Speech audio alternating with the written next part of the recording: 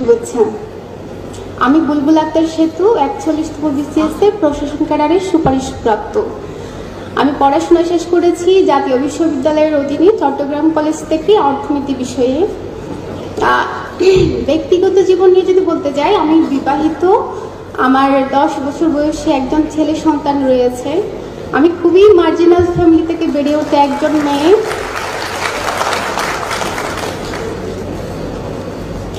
আমরা 7 ভাই বোন, কিন্তু আমি একমাত্র যে কিনা গ্রাজুয়েশন সম্পন্ন করেছি।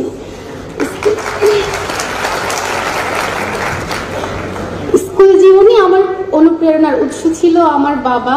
উনি সবসময় আমাকে নিয়ে আশাবাদী ছিলেন, কিন্তু দুর্ভাগ্যক্রমে আমার বাবা আমার রেজাল্টটা শুনে যেতে পারেননি।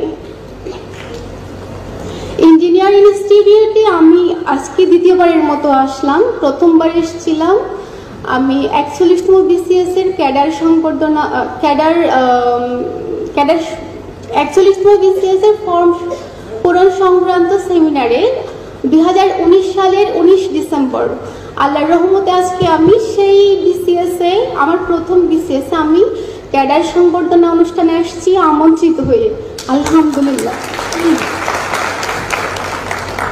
কনফিডেন্সের নিকট তো আমি আজীবনই কৃতজ্ঞ থাকবো। আমি প্রিলি, রিটেন, ভাইবা 3টে সেশনে আমি কনফিডেন্সের সুযোগ নিয়ে সেবা নিয়েছি।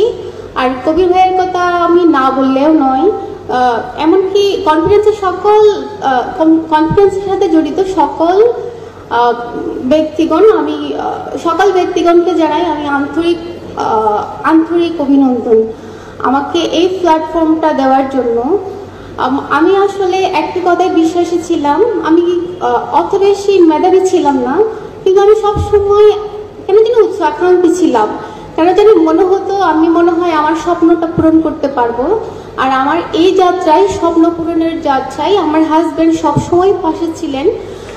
একটা জিনিস নিয়ে মাঝে মাঝে ওনার সাথে আমার রাগারাগি হতো। উনি আমাকে কখনোই একটা 13তম বা 14তম গ্রেডের চাকরিতে আবেদন করতে দিতেন না। জানি না এটা ওনার বাকি সবার ক্ষেত্রে কিরকম, কিন্তু উনি সবসময় বলতেন যখন তোমার জব করার ইচ্ছা আছে তাহলে তুমি একটা ভালো জায়গায় জব করো। এটাই আমার প্রথম ভাইবা ছিল। আমি সর্বমোট একবার প্রাইমারিতে পরীক্ষা দিয়েছিলাম, ওখানে আমি ভাইবা অ্যাটেন্ড করিনি। 41তম বিসিএসটাই আমার প্রথম ভাইবা ছিল।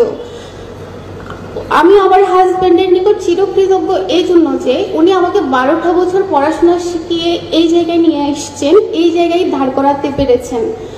আমি ওনার কথা